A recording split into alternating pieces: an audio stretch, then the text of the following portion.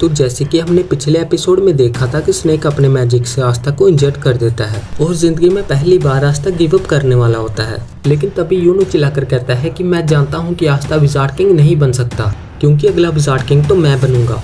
लेकिन आस्था कोई लूजर नहीं है, वो मेरा राइवल है और उसके अंदर भी एक मैजिकल पावर है और वो है कभी भी गिव अप ना करना।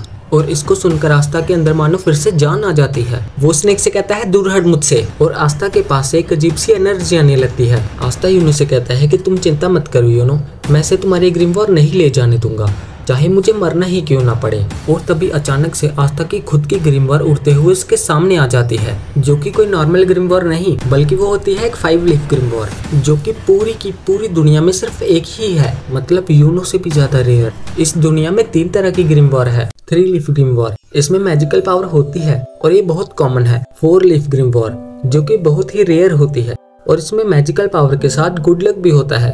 और 5 लीफ ग्रिमवॉर, जो कि पूरी की पूरी दुनिया में सिर्फ एक ही है और इसके अंदर होता है एक डीमन।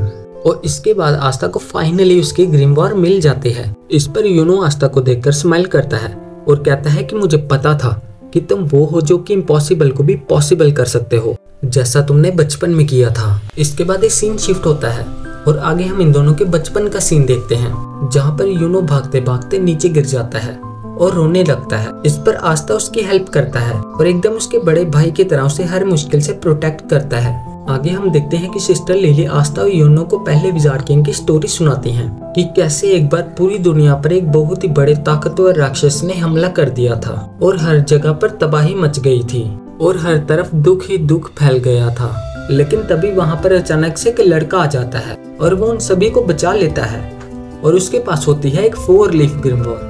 आगे उसकी और उस राक्षस की बहुत दिनों तक बहुत खतरनाक लड़ाई होती है, लेकिन आखिरकार वो लड़का उस राक्षस को हरा देता है और दोबारा से दुनिया में सुख और शांति ले आता है और वही बनता है इस दुनिया का फर्स्ट विजार्ड किंग, जो कि पूरी दुनिया का सबसे स्ट्रॉन्गेस्ट मैजिशियन है।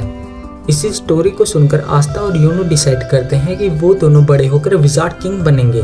इसके बाद शाम को फादर आकर यूनो को एक लेटर देते हैं और उससे कहते हैं कि उस लेटर को विलेज के बाहर एक आदमी को पहुंचाने को। इसे सुनकर आस्था कहता है कि मैं चला जाता हूँ, लेकिन यूनो उसे जाने से मना कर देता है और कहता है नहीं, मैं अकेला जाऊंगा। आगे यूनो अकेला उस आदमी के पास पहुंच जाता है और उसे वो लेटर दे देता है। इसके बाद रात हो जाती है और आस्था को यूनो की चिंता होने लगती है। आगे वापस लौटते वक्त यूनो को एक बड़ा सा आदमी सामने आकर घेर लेता है और वो यूनो का पेंडेंट उसे जबरदस्ती छीन लेता है। यूनो उसे कहता है कि प्लीज मुझे ही वापस कर दीजिए, क्योंकि मेरे पेरेंट्स की आखिरी निशानी है। जिस पर ये आदमी कहता है कि चुपचाप यहाँ से भाग जाओ, वरना मुझे तुम्हें जान से मारना पड़ेगा। जिसे सुनकर यूनो डर जाता है और सोचने लगता है कि अब वो कुछ नहीं कर सकता। लेकिन तभी वहाँ पर आस्था आ जाता है और उस आदमी को पकड़ लेता है। वो आदमी आस्था को दूर फेंक देता है, लेकिन आस्था फिर से उठ के उसको पकड़ लेता है और जोर जोर से चिल्लाने लगता है। यूनो आस्था को देखकर सोचता है वो इस आदमी को नहीं हरा सकता, फिर वो लड़ क्यों रहा है इससे। आगे वो आदमी आस्था को काफी ज्यादा इंजर्ड कर देता है, लेकिन आस्था फिर भी गिव अप नहीं करता और उसे पकड़े रहता है और जोर जोर से चिल्ला रहा था कि यूनो का पेंडेंट वापस कर। इस पर वो आदमी घबरा जाता है और उस पेंडेंट को वहीं पर छोड़ के चला जाता है और आस्था वहीं पर गिर जाता है और यूनो उसके पास आके रोते हुए कहता है मुझे माफ कर दो, ये सब मेरी ही वजह से हुआ है। इस पर आस्था कहता है तुम चिंता मत करो यूनो, मैं हूं ना, मैं हमेशा तुम्हारे साथ रहूंगा और तुम्हें प्रोटेक्ट करूंगा और एक दिन मैं बनूंगा विजार्ड किंग। इसके बाद ये सीन यहाँ पर कट होता है और दूसरी तरफ हम देखते हैं कि आस्था की ग्रिमवॉर से एक अजीब सी स्वॉर्ड बाहर आ जाती है। इस पर स्नेक कहता है कि तुम्हारे पास अचानक से ग्रिमवॉर कैसे आ गई, तुम्हारे पास तो मैजिक ही नहीं है, और वो आस्था के ऊपर फिर से अटैक कर देता है। इस पर आस्था अपनी स्वॉर्ड को यूज करता है और स्नेक की मैजिकल चेन्स गायब हो जाती है। इस पर स्नेक कहता है तुमने मेरी मैजिकल चेन्स गायब कर दी, आखिरकार तुम कौन हो और तुमने ये किया कैसे। जिस पर आस्था कहता है मैं वो हूँ जो कि बन गया एक दिन विजार्ड किंग, और ये कहकर आस्था स्नेक के ऊपर अटैक कर देता है और वो उसे एक ही बारी में हरा देता है। आगे यूनो उसे देखकर स्माइल करता है और आस्था उसके पास आता है और बोलता है यूनो ये देखो मुझे फाइनली मेरी ग्रिमवॉर मिल गई। यूनो उसे कहता है कि तुमने मुझे एक बार और बचा लिया आस्था, तुम्हें याद ही होगा वो प्रॉमिस जो कि हमने बचपन में किया था। इसके बाद अगले सीन में हम फिर से इन दोनों का फ्लैशबैक देखते हैं, जहाँ पर यूनो आस्था से पूछता है मैं इतना वीक हूँ, क्या मैं विजार्ड किंग बन सकता हूँ। जिस पर आस्था कहता है अगर तुम बहुत मेहनत करोगे और कभी भी गिव अप नहीं करोगे तो तुम कोई भी विजार्ड किंग बन सकता है। जिसके बाद यूनो खड़ा होता है और बोलता है ठीक है, मैंने भी डिसाइड कर लिया है, आज के बाद मैं कभी भी नहीं रोऊंगा और मैं बहुत मेहनत करके एक दिन विजार्ड किंग बनूंगा और तुमको और चर्च के सारे लोगों को खुश रखूंगा। जिस पर आस्था कहता है इसका मतलब हम एक दूसरे के राइवल हैं। इसके बाद वो दोनों एक दूसरे से प्रॉमिस करते हैं कि वो दोनों बहुत मेहनत करके एक दिन विजार्ड किंग बनेंगे। इसके बाद प्रेजेंट में आस्था कहता है हाँ मुझे याद है, मुझे तो लगा था कि तुम इसके बारे में भूल चुके हो। इसके बाद वो दोनों फिर से बचपन की ही तरह दोबारा से शर्त लगाते हैं कि पहले विजार्ड किंग कौन बनेगा। इसके बाद ये सीन यहाँ पर शिफ्ट होता है और अगले सीन में हम अभी के विजार्ड किंग को देखते हैं और उन 9 मैजिक नाइट्स को भी देखते हैं जो कि विजार्ड किंग के बाद सबसे ज्यादा स्ट्रॉन्गेस्ट मैजिशियन है और इनका ये काम है कि किंगडम में पीस और ऑर्डर को मेंटेन रखना। आगे हमें पता चलता है कि इन सभी की एक स्क्वाड भी होती है जिसे ज्वाइन करने के लिए स्टूडेंट्स को एंट्रेंस एग्जाम को क्लियर करना होता है और उसी एग्जाम के लिए आस्था और योनो भी ट्रेनिंग कर रहे होते हैं। इसके बाद हम देखते हैं कि फादर और सिस्टर लिली ग्रिमवॉर्ड टावर के मास्टर के पास आ जाते हैं, जहां पर फादर मास्टर से पूछते हैं कि आखिरकार उसने एंट्रेंस एग्जाम के लिए योनो के साथ आस्था का नाम क्यों दिया, जबकि आस्था उस एग्जाम में पास भी नहीं हो सकता।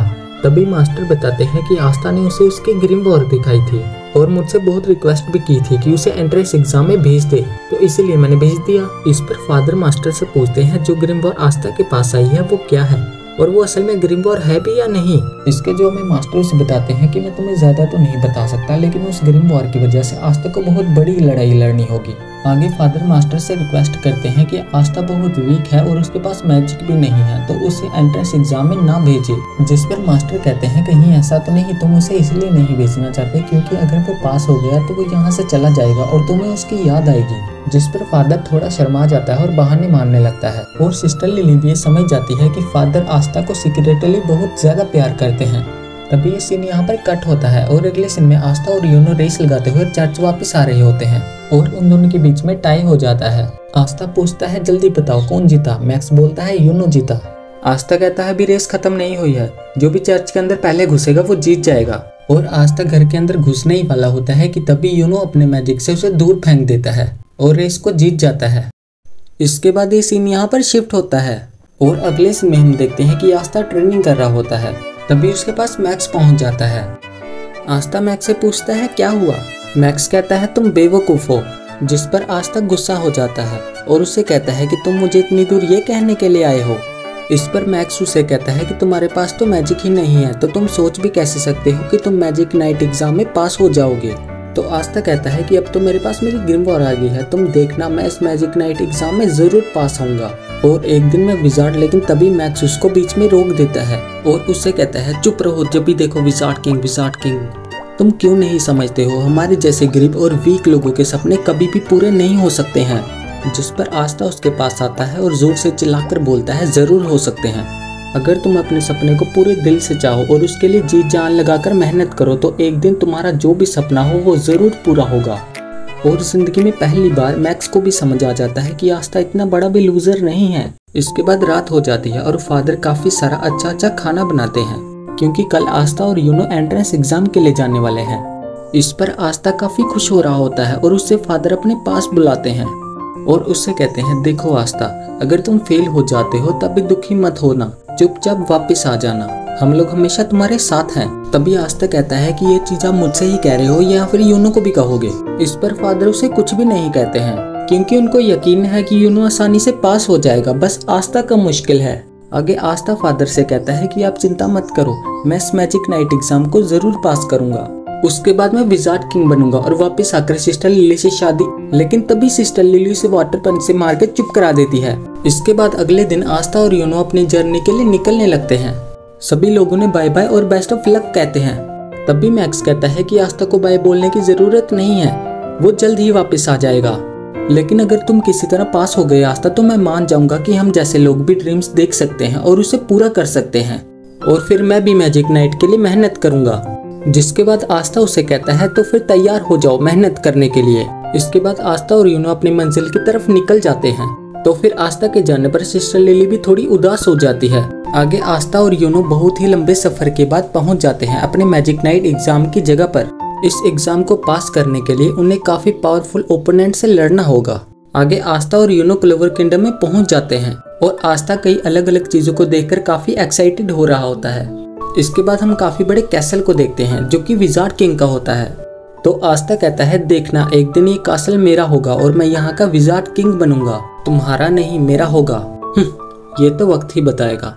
आगे हम देखते हैं कि आस्था, यूनो और काफी सारे बच्चे एंट्रेंस एग्जाम को देने आए होते हैं और आस्था सभी से पागलों की तरह चिल्लाकर कह रहा होता है, हेलो दोस्तों, मैं एक दिन यहाँ का विजार्ड किंग बनूंगा। इस पर यूनो ऐसे रिएक्ट कर रहा होता है जैसे वो उसे जानता ही नहीं हो, ताकि उसकी बेइज्जती ना हो सके। और इसी के साथ ये एपिसोड यहाँ पे खत्म होता है।